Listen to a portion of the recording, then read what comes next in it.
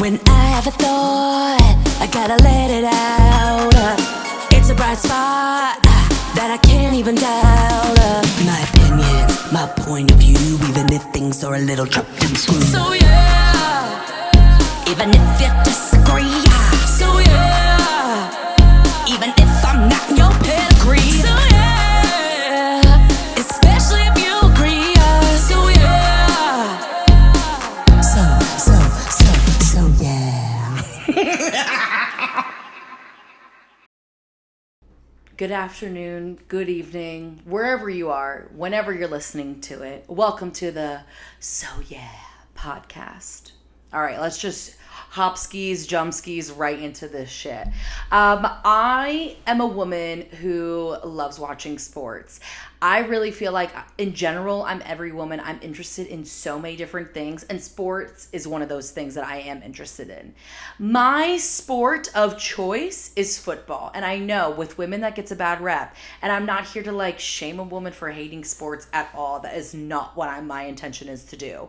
I feel like the perfect way to segue, come on bars, the perfect way to segue into watching sports is to be interested in the men that are playing sports. Yes, do I believe in watching women's sports? Yes.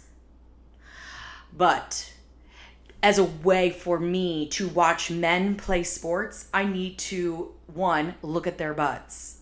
Them juicy cinnamon buns. Oh my God. And I would say the best butts in the sports game are the baseball booties, okay?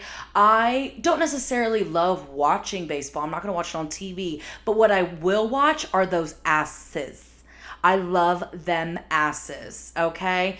Juicy, booty, boom, one that I could just like bounce my head right off of, because I really believe that like male butts are incredibly underappreciated. They have just as many like flat asses as like women do, and they don't get the credibility that they deserve when they have juicy booties. And I'm here to bring justice to the buttses, okay? And that is what I am bringing to the table. So that's how, one, I got introduced into sports in general. And then when you be looking at the lineup and you're like, oh, who's that? Who's that in the back? I literally will go and Google and be like, name, girlfriend, wife. And if it's baseball, they're usually married. A bummer, okay? A bummer for the summer. And I'm not really usually like, I don't really love watching basketball, but over this past season, my roommate Kylie is like really into basketball. And I just started watching it more, which I'm like, cute, it's cute. But still, football is like my lane. I like watching hockey, and I love watching them beat the shit out of each other. I'm like, yeah, go be a man, go hit something. So I think that the girlies need to watch sports more, and if you need a girlie to watch sports with, I'm your girl, right for you. I don't know what the fuck that song is, but I made it up for the butts. I really think I'm in the booth with this microphone, so throughout this podcast, if I start like singing too much, it's because I really think I'm in the booth. So yeah. I guess because we're already like low-key talking about men because of sports, I would like to bring up a huge problem that I have. And this is me and my personal experience and people and of things. I personally believe the most terrifying group of individuals is a group of teenage boys. Babe, when I see a group of teenage boys in the wild, like my teenage self clams up, and I am so terrified to walk past a group of teenage boys. I am 30 years old. I should not be scared to walk past a group of boys. And yet I am terrified. It doesn't matter what ethnicity they are. Usually it's the scariest are the white boys. Sorry. The scariest are the white boys. A group of white teenage boys sends shivers down me spine. Shiver me timbers for fucking real skis.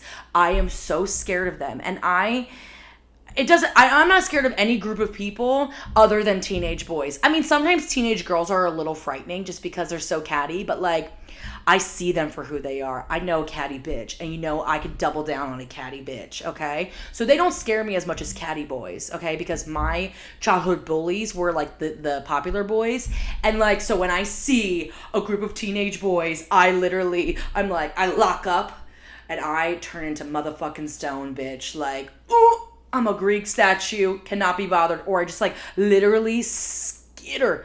I skedaddle right past those boys, and then I hold my breath the whole fucking time because I'm terrified. Terrified of these men. So yeah. I am so excited to announce. I'm so excited to announce that we have our first ad placement for the So Yeah podcast, and it is none other than the One-on-One Dance Consult. A game-changing mentorship for dancers, choreographers, and creatives ready to level up. Whether you're building your portfolio or shifting careers or just want real talk from somebody who actually gets the industry, One-on-One Dance Consult gives you personalized support, real tools, and a strategy made just for you. And the extras, because you know we love getting and being extra, you get full session recaps, so there's no worry about taking notes, so you can be fully present in this session. Just show up, get clarity, and it's all handled. Plus, there is a free AI chatbot, so it's kind of like having an industry insider in your pocket 24/7. And loyalty rewards when you continue to level up. It's all created by Kevin Fry, who's worked with everyone from Gaga to Ariana to Taylor Swift. So he gets the industry, and he's gonna get you together. Your first session is 50% off. Did you hear that right? 50% off. Half off for my So Yeah divas. 50% off. So if you're ready to stop guessing and start growing, follow dance.consult on Instagram and book through the link in the bio. So yeah. All right, this part of the So Yeah podcast is called Currently, and it's everything that I, Caroline M. Diamond, is currently reading, watching, and listening to. Okay. So I know in the last episode, I said that I was in a reading slump, and I was starting to read something, but it's taken me a long time to get into it, and I think I'm finally into the book. It's a long book, babe. It's long. 550 pages long. But it came in high regards, and it's called Demon Copperhead.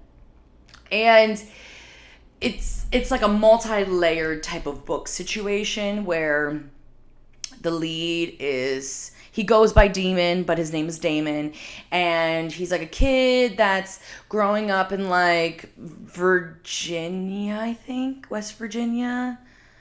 Somewhere not in the best part of town. He's like kind of like trailer trash in that kind of, sense. Like a lot of like addiction. And then he goes through like the foster care system. And it's a lot of like that type of thing. It's a really heavy and deep type of book. So I really know that after this book, like I either need to read a thriller or a love book because I will lose my mind. But I'm going to finish it. So I'm about like 200 pages into it. And again, it's taking me a while to like really get into the flur of it. So it's really good. It's really heavy. It's really hearty. It's really sad. It's like, do I like it?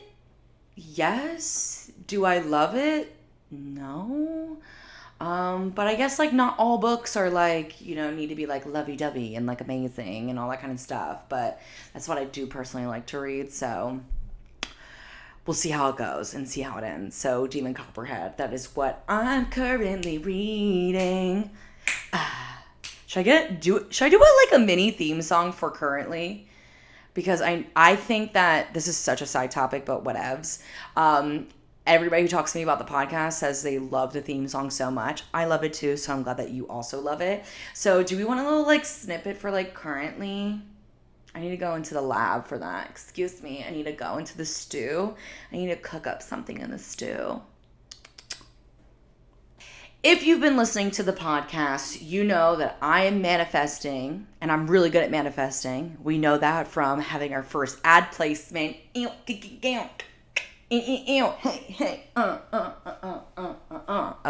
had to get a little dance out because we love a paid sponsorship. Okay, and I can always do more sponsorships. Okay, I can be bought.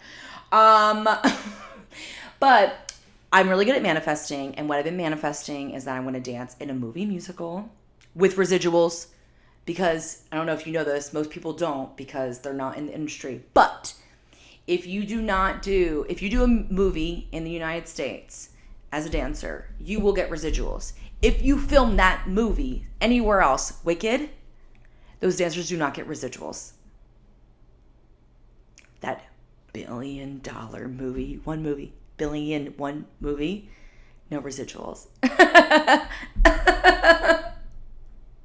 So, I've been manifesting doing a movie musical, and in light of that, I've been watching a lot of movie musicals to like gear myself up for it. And if you've listened to the podcast, which you should, with the Helly, if you've been listening to the podcast, my first episode, I talked about Gene Kelly and Singing in the Rain, and I'm still thinking about Gene Kelly and Singing in the Rain. So I'm kind of like on my Gene Kelly tip right now, because I don't know, he is really just doing so. I don't have a crush right now, so I'm like, I don't know if this like falls in the parameters, but like Gene Kelly's my crush right now. Old Hollywood man. So he's my crush right now, and I've been dying to watch An American in Paris, and it's like been on nothing. And another side note, I am a stan, and yes, STAN stan, for Tubi, okay? And I don't hear anybody talk about Tubi. No, Tubi is so good. First of all, it's free. How often do we get a free streaming service these days? Like never. And they have a lot of good old musicals on there, and like a lot of like different types of movies where you're like, oh, those two people made a movie together, never heard of it, never saw of it. Straight to DVD movies, those are there. Okay, so you can find the in the cut divas. All right, so I opened Tubilicious the other day, and it was like on the homepage, so I was like, oh my god, I have to watch An American in Paris. So American in Paris came out the year before Singing in the Rain did. So Gene Kelly didn't direct An American in Paris like he did for Singing in the Rain. I think it's Vincent Minnelli, a.k.a. Liza Minnelli's father, a.k.a. Judy Garland's husband, one of them. And it's so beautiful. Like, it was nominated for, like, I think it won 6 Academy Awards, and it should, because it's so beautiful. Like, again, there's a dream sequence at the end. It's like 17 minutes. Again, gonna live rent-free in mi cabeza for so long. And then there's like this vignette thing in the beginning, which it's so beautiful.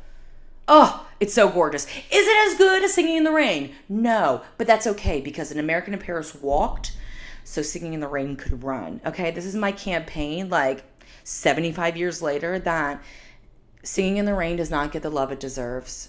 And I'm here to bring it back. Bring what back? Singing in the Rain back. Do we need to reboot? No. But we need to put respect on Singing in the Rain's name. Okay, let me shut the fuck up about this now. But yeah, I saw An American in Paris. It was really good. And what I always, every time I watch an old movie, I'm like, uh-oh, let's see how many racist moments there's about to be. Girl, none. Okay, I mean, only white people, but no menstrual dancing, which is good. We love to see that. So if that's another reason for you to watch An American in Paris, go do it, sis.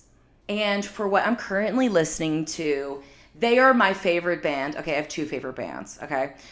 This favorite band, Haim. I love Haim. I've been a diehard Haim fan since 2012 when their EP came out, that my roommate Madison at the time, hey Madison, we're still friends, what's up diva, believe that she introduced me to Haim, and they had an EP at the time, and that freshman year of college, at the end of it, we went to this music festival called Governor's Ball, and we saw Haim Sunday, which anybody knows at a music festival on Sunday, everybody's like really ranky and cranky and like not ready to like really hit it. And they were like at like 3 p.m. So we went at 3 p.m. We were front row. There was nobody there. And I've been a stan basically since that time. And I love their first album. I love their second album. Their third album is not my favorite, but it's still good. And they just came out with their fourth album, I Quit, and I love them. This album is so good. It's a perfect summer album. And I know everybody's like, what's the song of the summer? What's the album of the summer? I'm still listening to Addison. What's up? Okay. But Haim is so good. I just love these girls. And it's crazy because they're like popular, but like not super popular. And I've been seeing a lot of like tomfoolery and shame about Haim on the internet recently because, you know, they performed at like BBC's like radio festival or whatever, and like they didn't like necessarily like sound so good. And you know what? Not everybody sounds amazing all the time, okay? Whatever, okay? What the fuck ever, girl. But I don't care. I don't care. And they talk shit about Esty. She's the bassist sister, who like makes all the weird faces. If you know anything about music, you know bassists make the craziest faces, okay? So leave her alone. Leave my sisters alone. It's crazy because like my two favorite bands, Haim and then also the Jonas Brothers, are like siblings. So it's like a trio of siblings. So I don't know if I like had like a king for siblings. Not like king. That's a little weird. But like I have like a thing for like trio sibling groups, Haim and Jonas Brothers. I will need to do a whole episode on the Jonas Brothers. So shut your fucking mouth on the Jonas Brothers. If you have any bullshit to say, cierra la boca. Well, that's all for this episode of the So Yeah podcast. If you made this far, thank you so much. I want to give a quick shout out to our first ad for the So Yeah podcast, one-on-one dance consult. And Kevin's one of those people that just gets it. You know, he's one of the girls. He's one of the dolls. He's been through it. We've been through it together. We've worked together. And now he's helping other creatives figure it out and find it and find their creativity. He's so creative. He's so amazing at what he does. If you're stuck, if you're burnt out, and you just need someone to hype you up and give you kind of like to take you around the road and to bring you around the river bend, one-on-one dance consult is that girl for you, okay? So I'm telling you, follow dance.consult, get your 50% off, okay? And thank me later. And we're always in the market for some new ad placements. So if you also would like to sponsor the So Yeah podcast, hit me up. The line is what? Open. And I'll see you next time. So yeah.